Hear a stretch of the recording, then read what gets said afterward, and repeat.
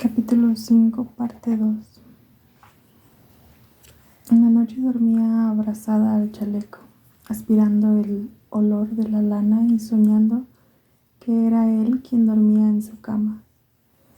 Pedro III, a su vez, pasó el invierno componiendo canciones en la guitarra para cantar a Blanca y tallando su imagen en cuanto trocito de madera caía en sus manos, sin poder separar el recuerdo angélico de la muchacha con aquellas tormentas que le hervían en la sangre, le ablandaban los huesos, le estaban haciendo cambiar la voz y salir pelos en la cara.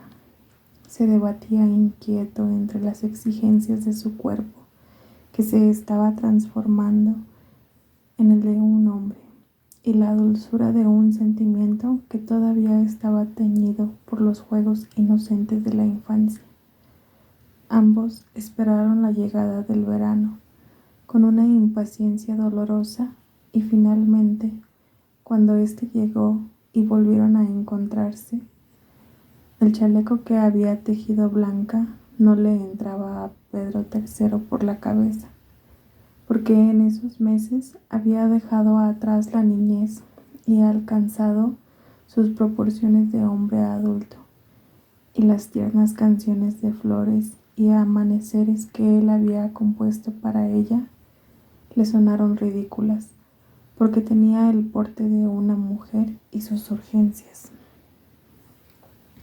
Pedro III seguía siendo delgado, con cabello tieso y los ojos tristes, pero al cambiar, la voz adquirió una tonalidad ronca y apasionada con la que sería conocido más tarde, cuando cantara a la Revolución. Hablaba poco y era hosco y torpe en el trato, pero tierno y delicado. Con las manos tenía largos dedos de artista con los que tallaba, arrancaba lamentos a las cuerdas de la guitarra y dibujaba con la misma facilidad con que sujetaba las riendas de un cabello. Blandía el hacha para cortar la leña o guiaba el arado. Era el único de las tres Marías que hacía frente al patrón, su padre. Pedro II le dijo 1000 veces que no mirara al patrón a los ojos, que no le contestara, que no se metiera con él, y en su deseo de protegerlo, llegó a darle rotundas palizas para agacharle el moño. Pero el hijo era rebelde. A los 10 años ya sabía tanto como la maestra de la escuela de las Tres Marías, y a los 12 insistía en hacer el viaje al liceo del pueblo, a caballo o a pie, saliendo de su casita de ladrillos a las 5 de la mañana, lloviera o tronara.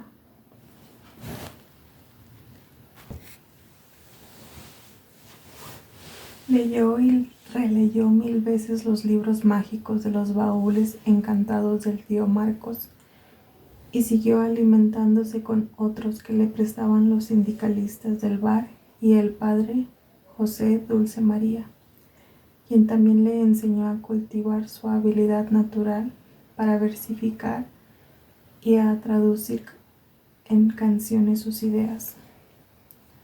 Hijo mío, la Santa Madre Iglesia está a la derecha, pero Jesucristo siempre tuvo a la izquierda, le decía enigmáticamente, entre sorbo y sorbo de vino de misa con que celebraba las visitas de Pedro III. Así fue como un día Esteban Trueba, que estaba descansando en la terraza después del almuerzo, lo escuchó cantar algo de unas gallinas organizadas que se unían para enfrentar al zorro y lo vencían. Lo llamó. «Quiero oírte. Canta, a ver», le ordenó.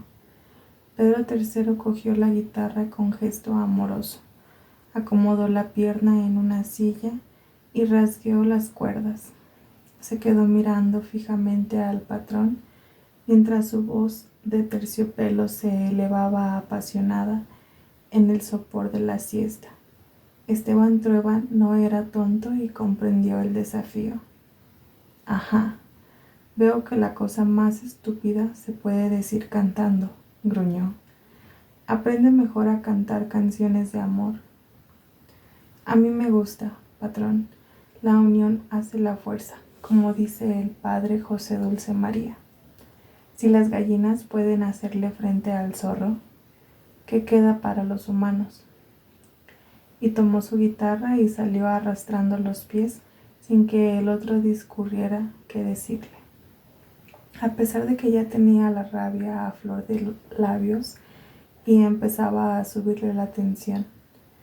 Desde ese día, Esteban Trueba lo tuvo en la mira. Lo observaba, desconfiaba. Trató de impedir que fuera al liceo inventándole tareas de hombre grande. Pero el muchacho se levantaba más temprano y se acostaba más tarde para cumplirlas.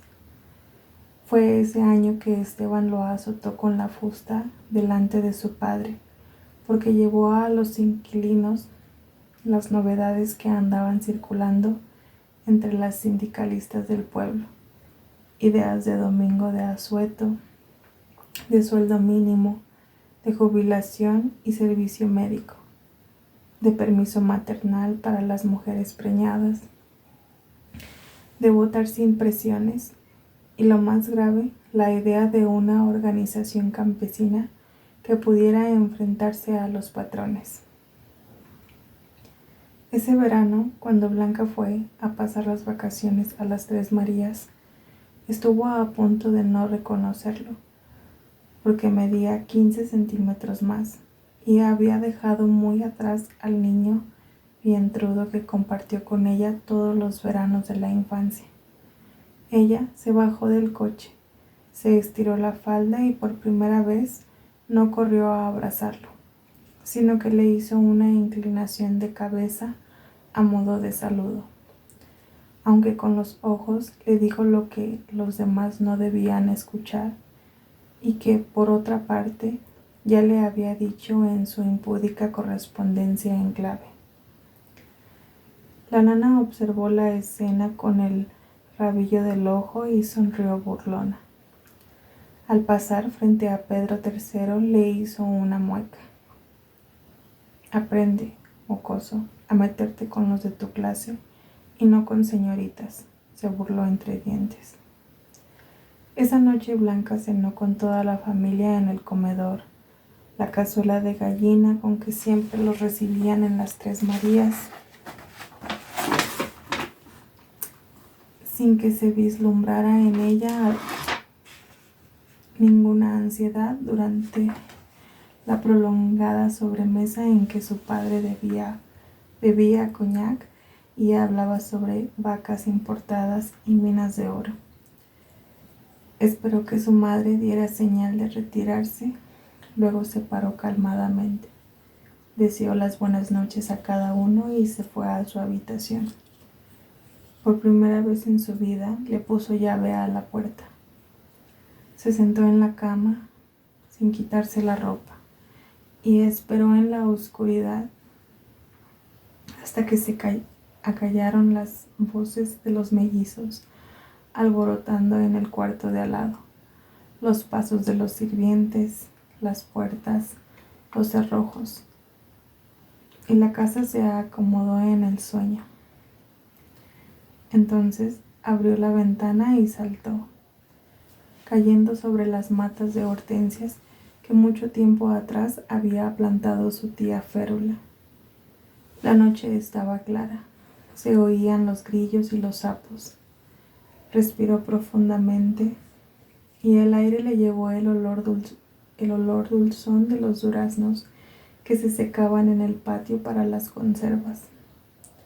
Esperó que se acostumbraran sus ojos a la oscuridad y luego comenzó a avanzar, pero no pudo seguir más lejos porque oyó los ladridos furibundos de los perros guardianes que soltaban en la noche. Eran 4 mastines que se habían criado amarrados con cadenas y que pasaban el día encerrados, a quien ella nunca había visto de cerca y sabía que no podrían reconocerla. Por un instante sintió que el pánico la hacía perder la cabeza y estuvo a punto de echarse a gritar. Pero entonces se acordó de que Pedro García, el viejo, le había dicho que los ladrones andan desnudos para que no los ataquen los perros. Sin vacilar, se despojó de su ropa con toda la rapidez que le permitieron sus nervios. Se la puso bajo el brazo y siguió caminando con paso tranquilo, rezando para que las bestias no le olieran el miedo. Los vio abalanzarse ladrando y siguió adelante sin perder el ritmo de la marcha. Los perros se aproximaron, gruñendo, desconcertados, pero ella no se detuvo. Uno más audaz que los otros se acercó a olerla. Recibió el vaho tibio de su aliento en la mitad de la espalda, pero no le hizo caso. Siguieron gruñendo y ladrando por un tiempo. La acompañaron un trecho y por último, fastidiados, dieron media vuelta. Blanca suspiró aliviada y se dio cuenta de que estaba temblando y cubierta de sudor. Tuvo que apoyarse en un árbol y esperar hasta que pasara la fatiga que había puesto sus rodillas de lana. Después que vistió a toda prisa y echó a correr en dirección al río. Pedro III la esperaba en el mismo sitio donde se habían juntado el verano anterior y donde muchos años antes Esteban Trueba se había apoderado de la humilde virginidad de Pancha García. Al ver al muchacho, Blanca enrojeció violentamente. Durante los meses que habían estado separados,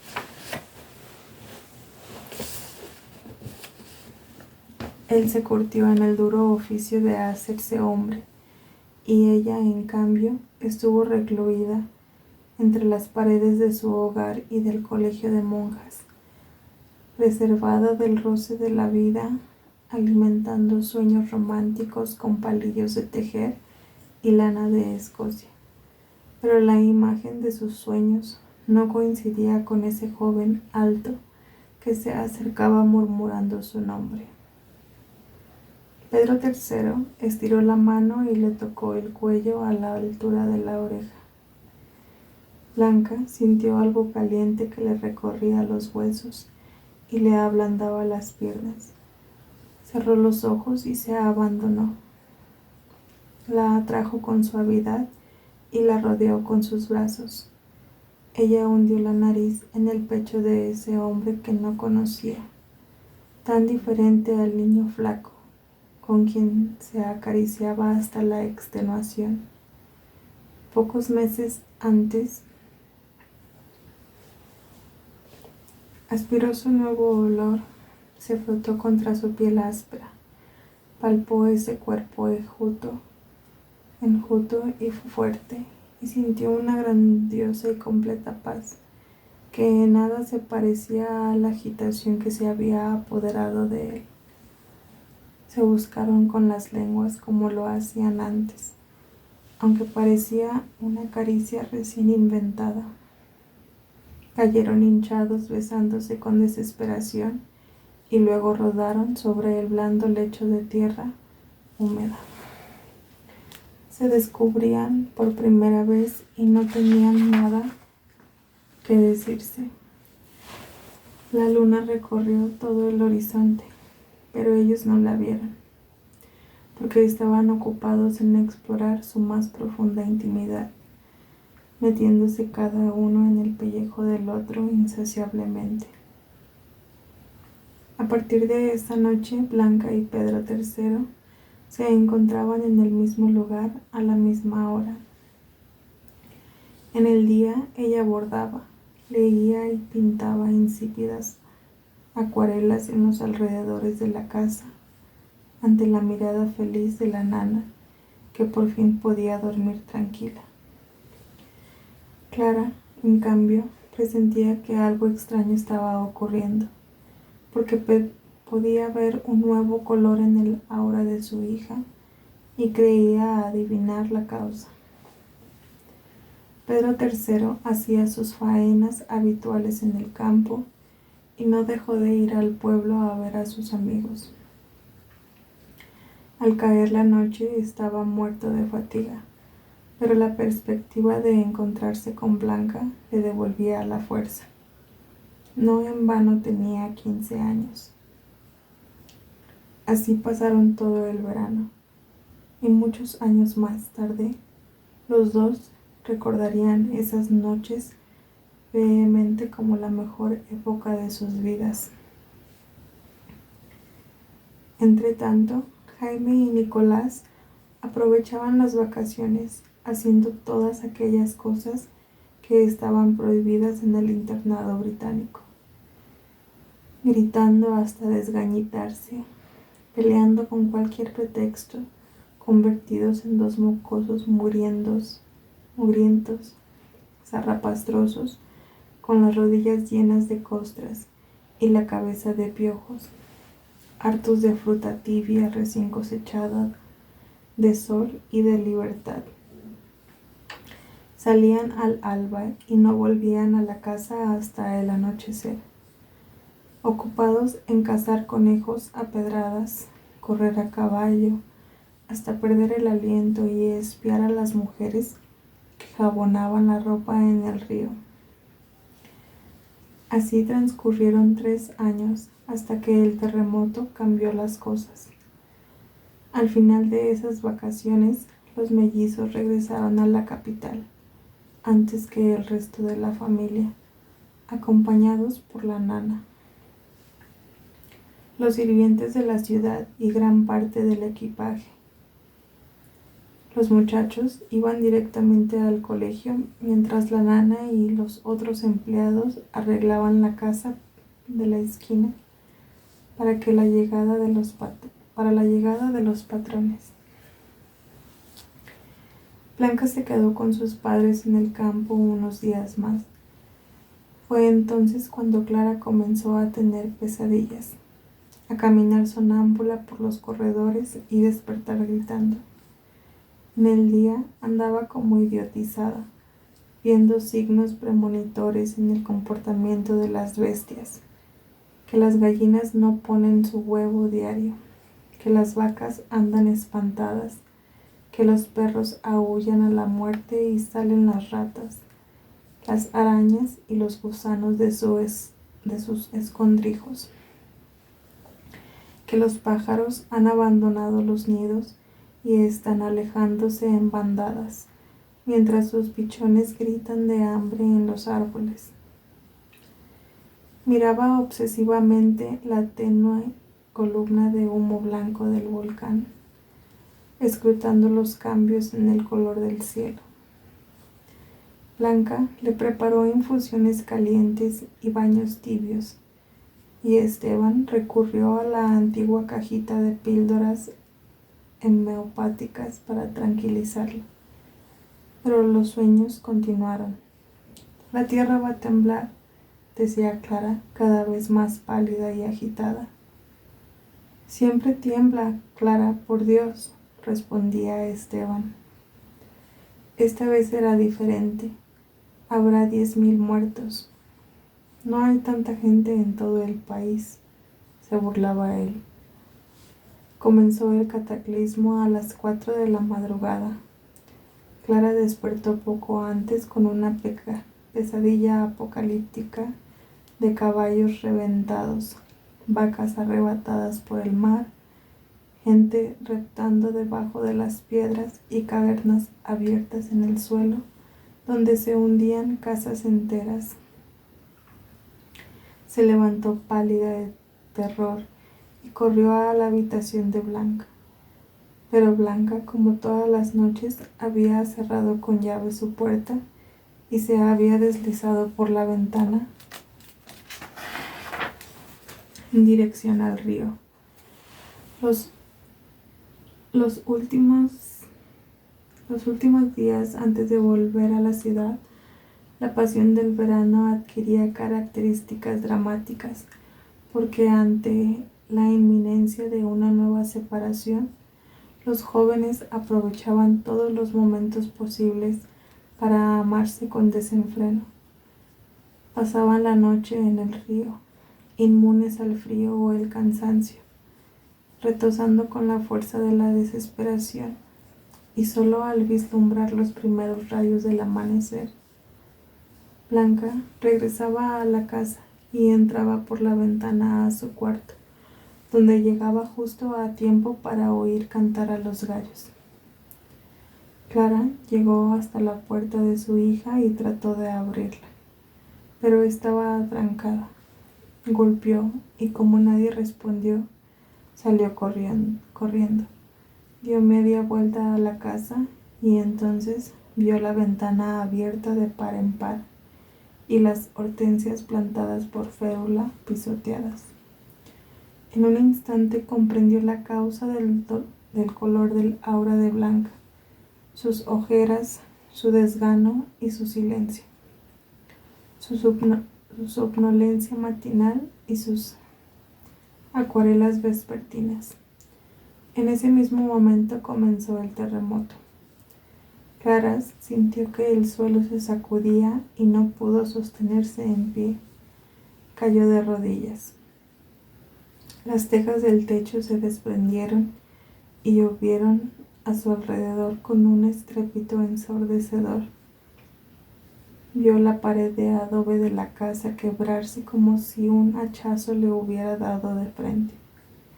La tierra se abrió tal como lo había visto en sus sueños, y una enorme grieta fue apareciendo ante ella, sumergiendo a su paso los gallineros, las artesas de lavado y parte del establo.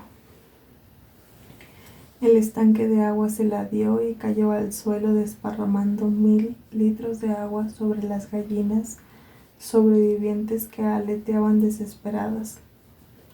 A lo lejos, el volcán echaba fuego y humo como un dragón furioso. Los perros se soltaron de las cadenas y corrieron enloquecidos. Los caballos que escaparon al derrumbe del establo husmeaban el aire y relinchaban de terror antes de salir, desbocados a campo abierto. Los álamos se tambalearon como borrachos y algunos cayeron con las raíces al aire, despachurrando los nidos de los gorriones. Y lo tremendo fue aquel rugido del fondo de la tierra, aquel resuello de gigante que se sintió largamente, llenando el aire de espanto. Clara trató de arrastrarse hacia la casa llamando a Blanca, pero los estertores del suelo se lo impidieron. Vio a los campesinos que salían despavoridos de sus casas, clamando al cielo, abrazándose unos a otros, a tirones con los niños, a patadas con los perros, a empujones con los viejos, tratando de poner a salvo sus pobres pertenencias en ese estruendo de ladrillos y tejas que salían de las entrañas mismas de la tierra, como un interminable rumor de fin de mundo. Esteban Trueba apareció en el umbral de la puerta en el mismo momento en que la casa se partió como una cáscara de huevo y se derrumbó en una nube de polvo, aplastándolo bajo una montaña de escombros. Clara reptó hasta allá, llamándolo a gritos, pero nadie respondió. La primera sacudida del terremoto duró casi 1 minuto y fue la más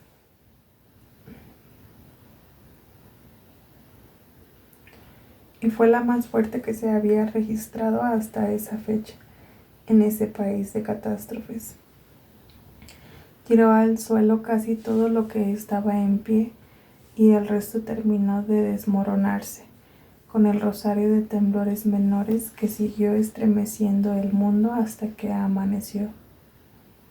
En las Tres Marías esperaron que saliera el sol para contar a los muertos y desenterrar a los sepultados que aún gemían bajo los derrumbes, entre ellos a Esteban Trueba, que todos sabían dónde estaba, pero nadie tenía esperanza de encontrar con vida. Se necesitaron 4 hombres al mando de Pedro II para remover el cerro de polvo, tejas y adobes que lo cubría. Clara había abandonado su distracción angelical y ayudaba a quitar las piedras con fuerza de hombre. «Hay que sacarlo, está vivo y nos escucha», aseguraba Clara, y eso le daba ánimo para continuar. Con las primeras luces aparecieron Blanca y Pedro III intactos. Clara se fue encima de su hija y le dio un par de bofetadas, pero luego la abrazó llorando, aliviada por saberla a salvo y tenerla a su lado. «Su padre está ahí», señaló Clara.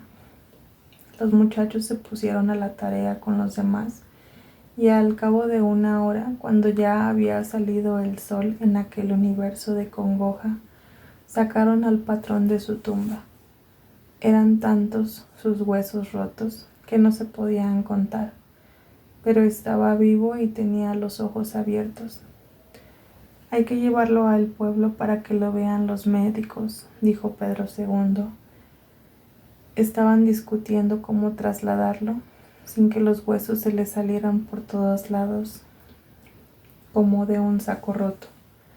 Cuando llegó Pedro García el Viejo, que gracias a su ceguera y su ancianidad había soportado el terremoto sin conmoverse, se agachó al lado del herido y con gran cautela le recorrió el cuerpo, tanteándolo con sus manos, mirando con sus dedos antiguos hasta que no dejó resquicios sin contabilizar ni rotura sin tener en cuenta. «Si lo mueven se muere», dictaminó. Esteban Trueba no estaba inconsciente y lo oyó con toda claridad. Se acordó de la plaga de hormigas y decidió que el viejo era su única esperanza. «Déjenlo, él sabe lo que hace», balbuceó. Pedro García hizo traer una manta y entre su hijo y su nieto colocaron al patrón sobre ella. Lo alzaron con cuidado y lo acomodaron sobre una improvisada mesa que habían armado al centro de lo que antes era el patio. Pero ya no era más que un pequeño claro en esa pesadilla de cascotes, de cadáveres de animales, de llantos de niños, de gemidos de perros y oraciones de mujeres.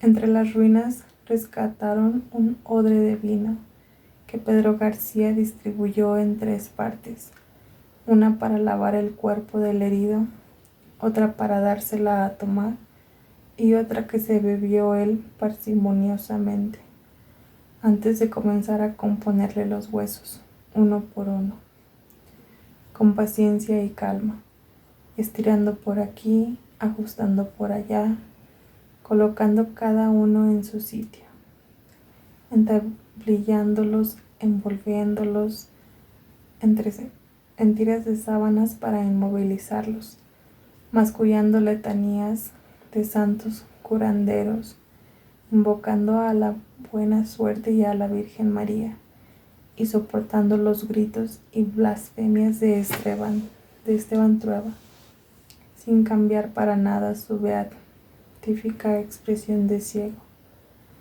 A tientas le reconstituyó el cuerpo tan bien que los médicos que lo revisaron después no podían creer que eso fuera posible. «Yo ni siquiera lo habría intentado», reconoció el doctor Cuevas al enterarse. Los destrozos del terremoto sumieron al país en un largo luto. No bastó a la tierra con sacudirse hasta echarlo todo por el suelo, sino que el mar se retiró varias millas y regresó en una sola gigantesca ola que puso barcos sobre las colinas, muy lejos de la costa. Se llevó caseríos, caminos y bestias, y hundió más de 1 metro bajo el nivel del agua a varias islas del sur. Hubo edificios que cayeron como dinosaurios heridos. Otros se deshicieron como castillos de naipes. Los muertos se contaban por millares, y no quedó familia que no tuviera a alguien a quien llorar. El agua salada del mar arruinó las cosechas. Los incendios abatieron zonas enteras de ciudades y pueblos. Por último, corrió la valla y cayó la ceniza como coronación del castigo sobre las aldeas cercanas a los volcanes. La gente dejó de dormir en sus casas, aterrorizada con la posibilidad de que el cataclismo se repitiera. Improvisaban carpas en lugares desiertos, dormían en las plazas y en las calles. Los soldados tuvieron que hacerse cargo del desorden y fusilaban sin más trámites a quien sorprendían robando, porque mientras los más cristianos atestaban, las iglesias clamando perdón por sus pecados y rogando a Dios para que aplacara su ira, los ladrones recorrían los escombros, y donde aparecía una oreja con un zarcillo o un dedo con un anillo, los volaban de una cuchillada, sin considerar que la víctima estuviera muerta o solamente aprisionada en el derrumbe. Se desató un zafarrancho de gérmenes que provocó diversas pestes en todo el país. El resto del mundo, demasiado ocupado en otra guerra, apenas se enteró de que la naturaleza se había vuelto loca en ese lejano lugar del planeta. Pero así y todo, llegaron cargamentos de medicinas, brazadas, alimentos y materiales de construcción, que se perdieron en los misteriosos vericuetos de la administración pública, hasta el punto de que años después todavía se podían comprar los guisos enlatados de Norteamérica y la leche en polvo de Europa, al precio de refinados manjares en los almacenes exclusivos. Esteban Trueba se pasó 4 meses envuelto en vendas, yeso de tablillas, parches y garfios, en un atroz suplicio de picores e inmovilidad, devorado por la impaciencia. Su carácter empeoró hasta que nadie lo pudo soportar. Clara se quedó en el campo para cuidarlo, y cuando se normalizaron las comunicaciones y se restauró el orden, enviaron a Blanca interna a su colegio, porque su madre no podía hacerse cargo de ella. En la capital, el terremoto sorprendió a la nana en su cama, y a pesar de que ahí se sintió menos que en el sur, igual la mató al susto. La gran casa de la esquina crujió como una nuez. Se agrietaron sus paredes y la gran lámpara de lágrimas de cristal del comedor cayó con un clamor de 1000 campanas, haciéndose añicos. Aparte de eso, lo único grave fue la muerte de la nana. Cuando pasó el terror del primer momento, los sirvientes se dieron cuenta de que la anciana no había salido huyendo a la calle con los demás. Entraron a buscarla y la encontraron en su camastro, con los ojos desorbitados y el poco pelo que le quedaba erizado de pavor. En el caos de esos días no pudieron darle un sepelio digno, como ella hubiera deseado, sino que tuvieron que enterrarla a toda prisa, sin discursos ni lágrimas. No asistió a su funeral ninguno de los numerosos hijos ajenos que ella con tanto amor crió. El terremoto marcó un cambio tan importante en la vida de la familia Trueba que a partir de entonces dividieron los acontecimientos en antes y después de esa fecha. En las Tres Marías, Pedro II García volvió a asumir el cargo de administrador, ante la imposibilidad del patrón de moverse de su cama. Le tocó la tarea de organizar a los trabajadores, devolver la cama y reconstruir la ruina en que se había convertido la propiedad. Comenzaron por enterrar a sus muertos en el cementerio al pie del volcán, que milagrosamente se había salvado del río de lava que descendió por las laderas del Cerro Maldito. Las nuevas tumbas dieron un aire festivo al humilde camposanto y plantaron hileras de abedules para que dieran sombra a los que visitaban a sus muertos. Reconstruyeron las casitas de ladrillos una por una, exactamente como eran antes, los establos, la lechería y el granero, y volvieron a preparar la tierra para las siembras, agradecidos de que la lava y la ceniza hubieran caído para el otro lado, salvando la propiedad. Pedro III tuvo que renunciar a sus paseos al pueblo, porque su padre lo requería a su lado. Lo secundaba de mal humor, haciéndole notar que se partían el lomo por volver a poner en pie la riqueza del patrón, pero que ellos seguían siendo tan pobres como antes. Siempre ha sido así, hijo. Usted no puede cambiar la ley de Dios, le replicaba su padre. Sí se puede cambiar, padre. Hay gente que lo está haciendo, pero aquí ni siquiera sabemos las noticias. En el mundo están pasando cosas importantes, arguía Pedro III y le soltaba sin pausas el discurso del maestro comunista o del padre Dulce María. Pedro II no respondía y continuaba trabajando sin vacilaciones.